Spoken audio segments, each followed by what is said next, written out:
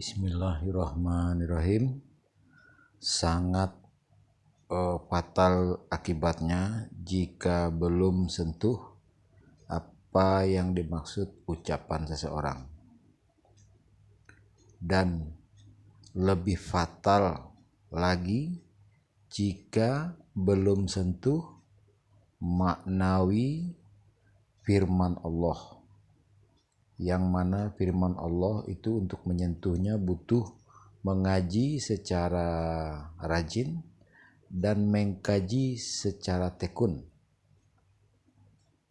Dan rajin juga tekun itu prosesnya lama, barulah menghasilkan kesimpulan, barulah akan menyentuh maksud.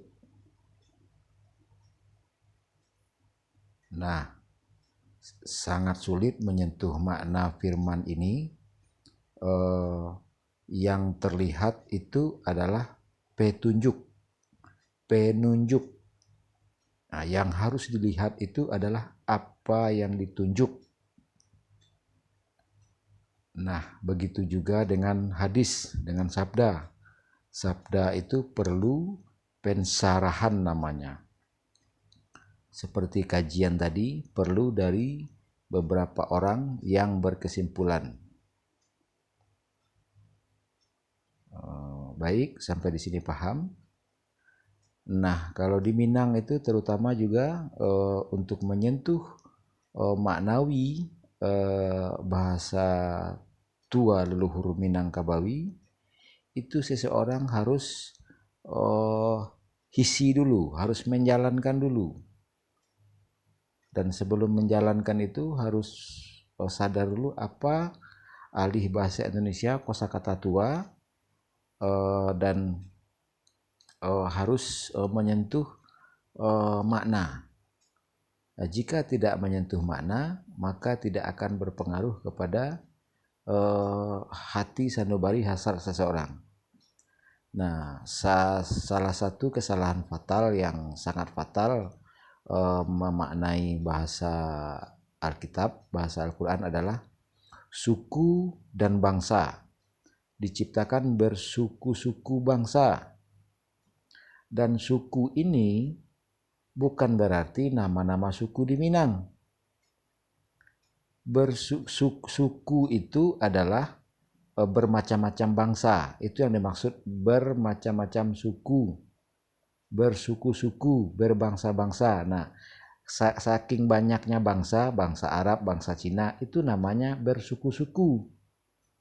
Dan sukunya apa? Macam sukunya apa? Yaitu bangsa. Sukunya bangsa Cina, sukunya bangsa India. Begitu. Jadi di Minangkabawi itu yang saya sayangkan adalah itu sejarah sukunya itu tidak ada realitas sejarah bahwa yang menetapkan suku itu adalah Datuk Katumanggungan atau Sultan Paduka maupun Datuk Parpatina Sabatang maupun Sultan Balun. Beliau berdua itu wafat di bawah di tahun 1300 Masehi. Sebelum Aditya Warman datang ke Damasraya dan Damasraya berkhianat lalu membantu penyerangan ke arah dalamnya Minang dan di Kiliran Jauh Muaro Sabak atau Akabulu Padang Sibusua sudah ditumpas oleh Sultan Alif Khalifatullah tahun 1409 Masehi, dan tidak ada pernah masuk orang Majapahit sebelumnya ke Minang, tetapi karena pengkhianat di dalam Minang akhirnya masuk juga Aditya Warman ke Pagaruyung. Coba bayangkan. Nah, sedangkan di zaman Aditya Warman itu nol sama sekali dicatat sejarah orang-orang Minang itu bernama-nama suku. Tidak ada. Semoga dapat dipahami. Di bawah tahun 1300 Masehi tidak ada nama-nama suku dan datuk.